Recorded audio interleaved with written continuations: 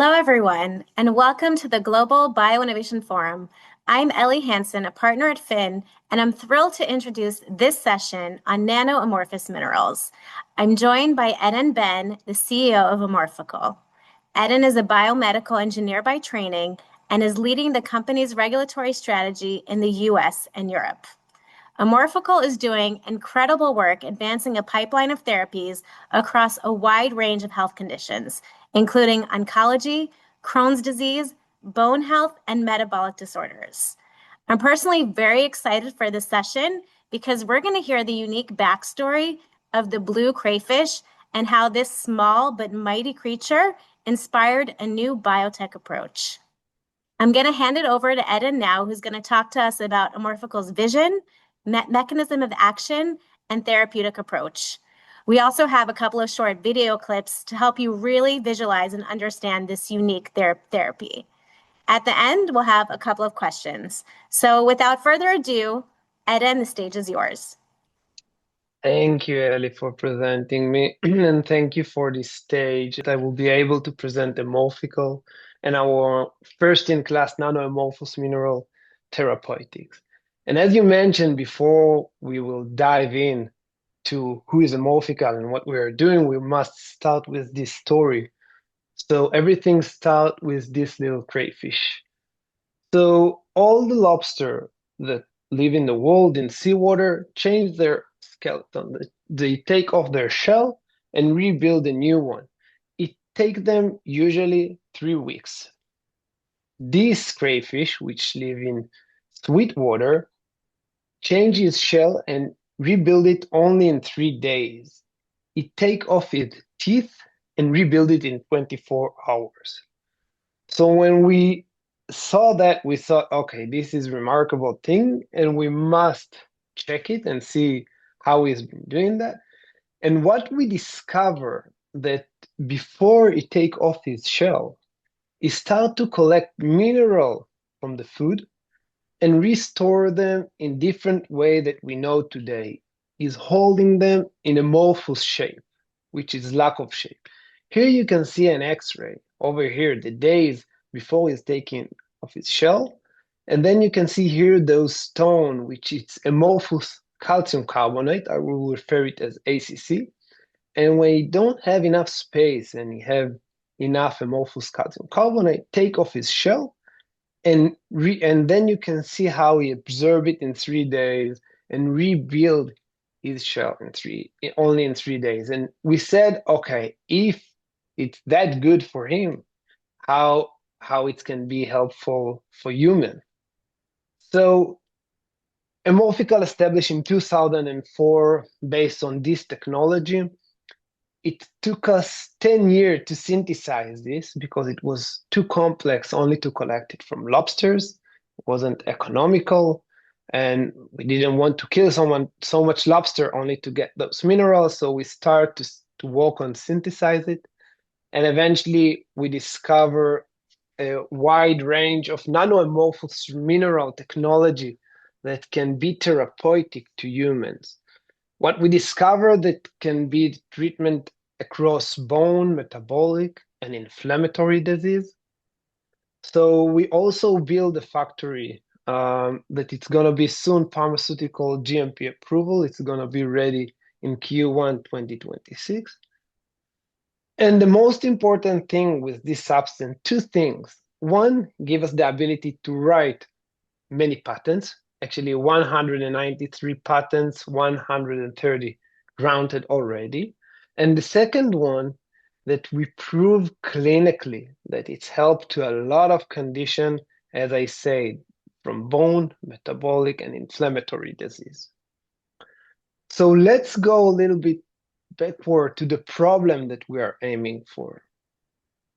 The common factor of chronic inflammatory disease and some of cancer based on Warburg effect, it's local acidity, it's the acid environment. Now, our cells, most of them in in normal pH, which 7.4, and when the pH is decreasing, it's become inflammatory environment, inflammation. It's between 6.5 to 6.9. Now, every day we have this process in our body, but when we can control it, it starts to be chronic. Now, the main controller of this pH in our body, it's bicarbonate that we produce in our body. And the main reason that we start to be lack of bicarbonate, it's three main reasons. It's nutrition, stress, and age.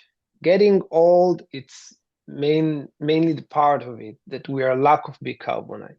And then we start to develop chronic disease, such as chronic inflammatory disease, such as osteoporosis, osteoarthritis, Crohn, colitis, and some of cancer, as I mentioned, solid tumor, prostate cancer, lung cancer, pancreatic cancer, and other.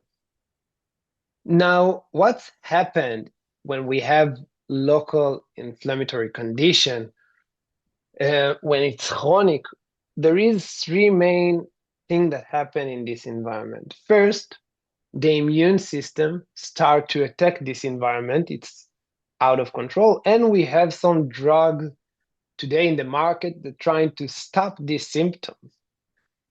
We know in cancer that our body start to produce blood vessels to treat this environment, but eventually supply it with energy and actually help him to get bigger and bigger. And there is some drug that try to stop these symptoms.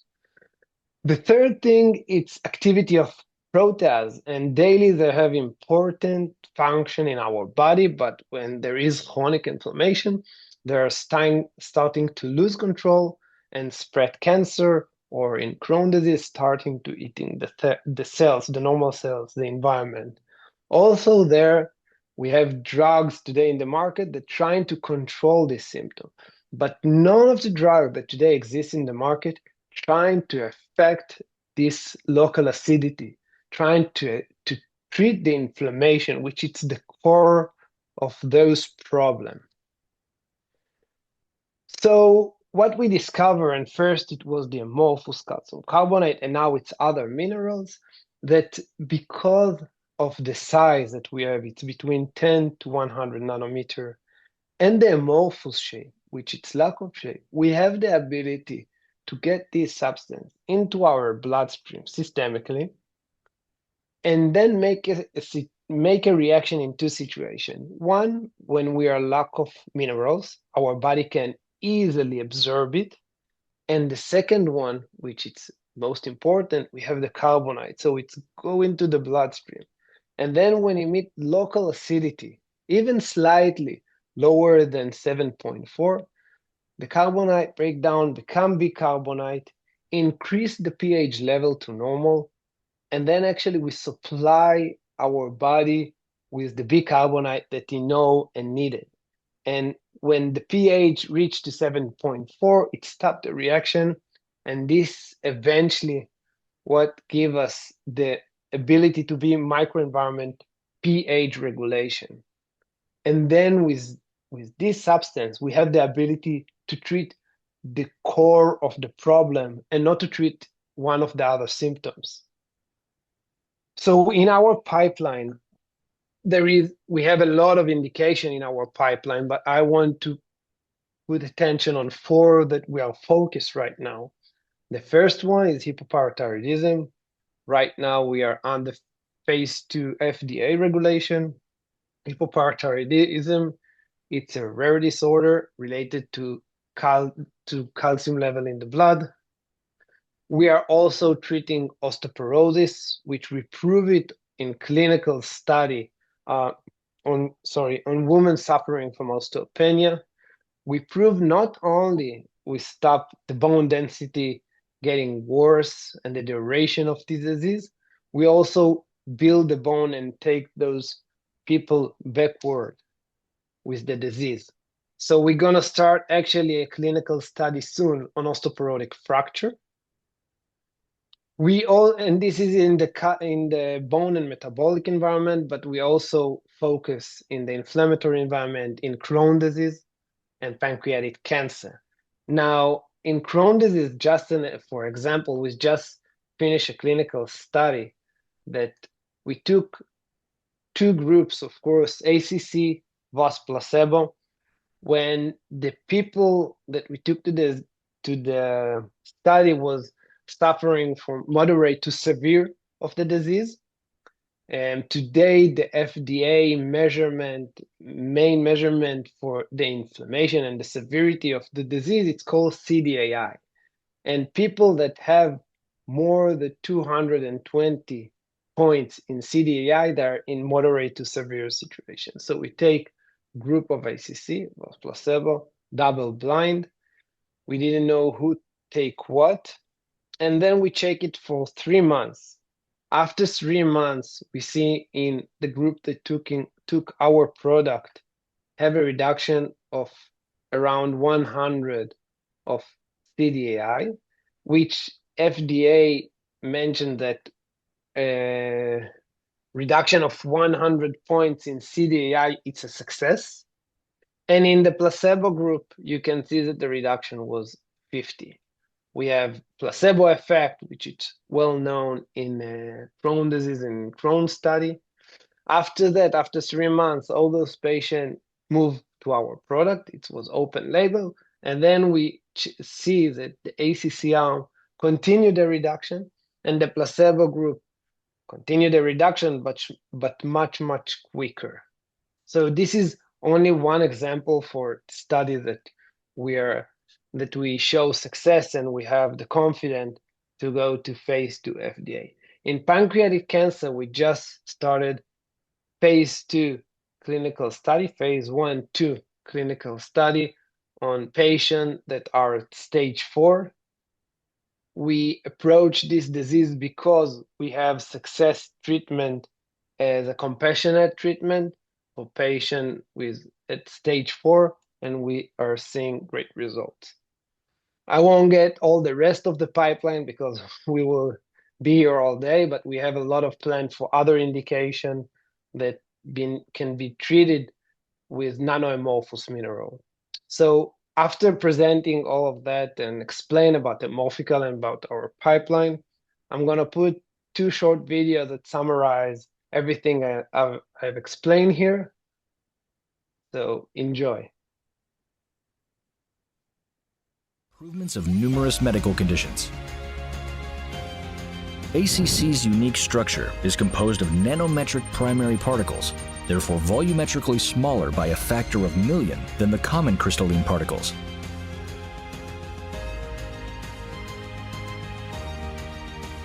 Its amorphous phase means that its important constituents, calcium and carbonate, are less chemically bonded than in the crystalline structures. These combined features lead to the advantageous activities of ACC.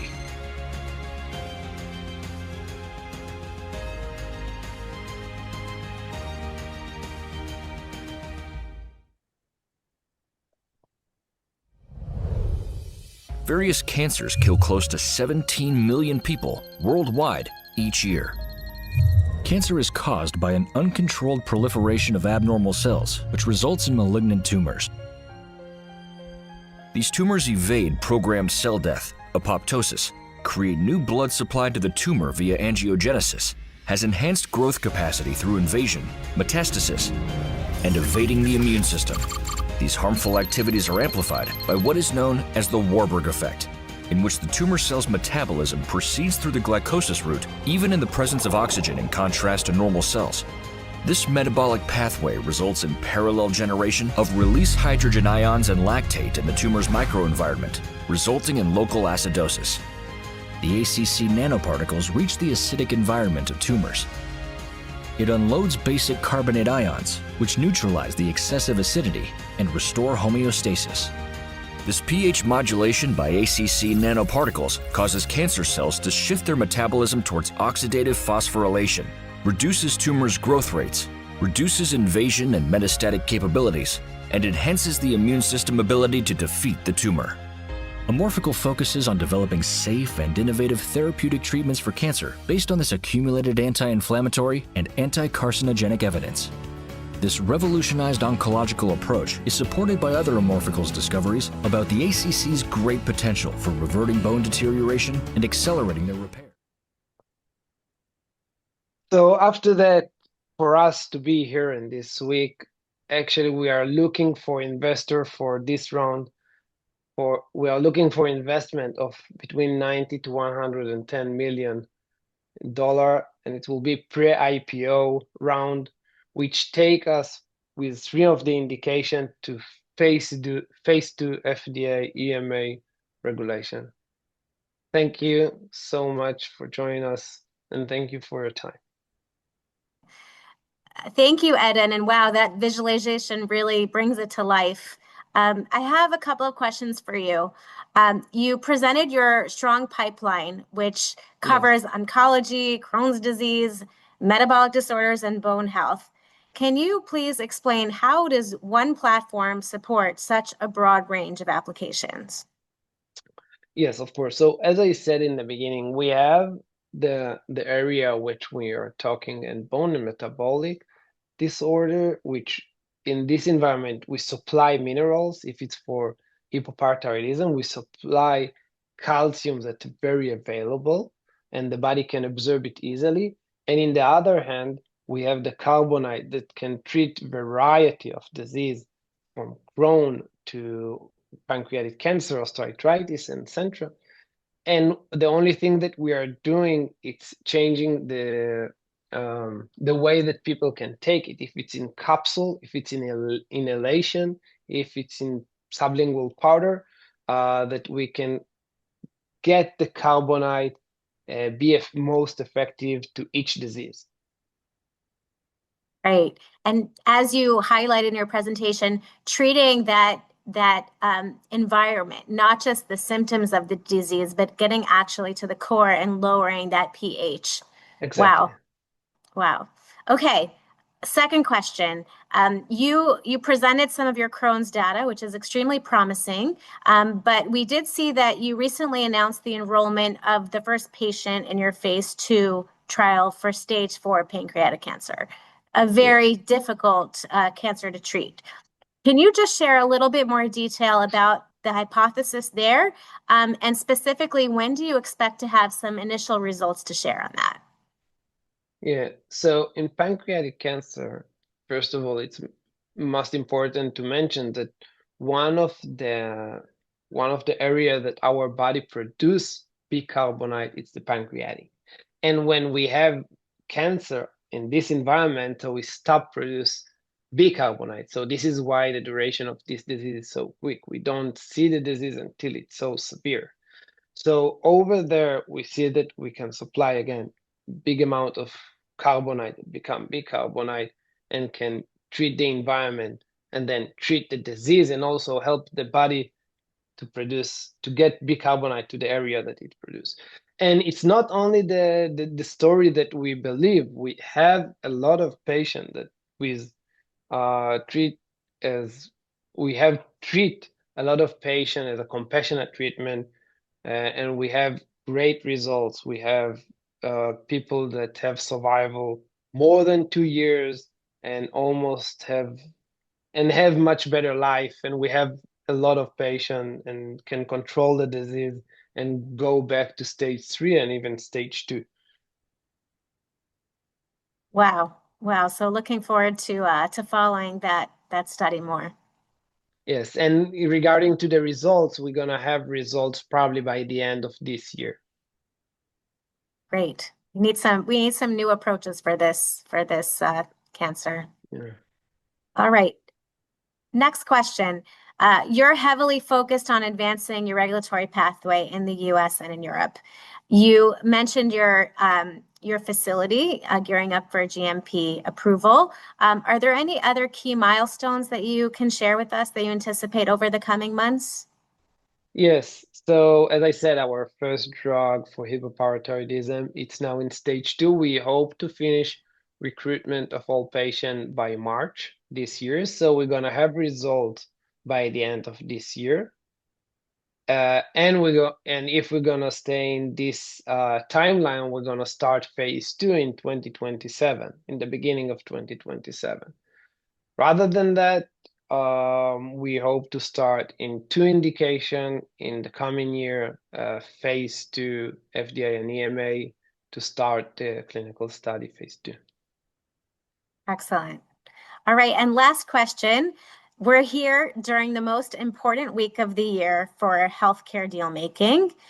When you're at JPM now and beyond, what are you looking for in terms of partnerships and collaborations?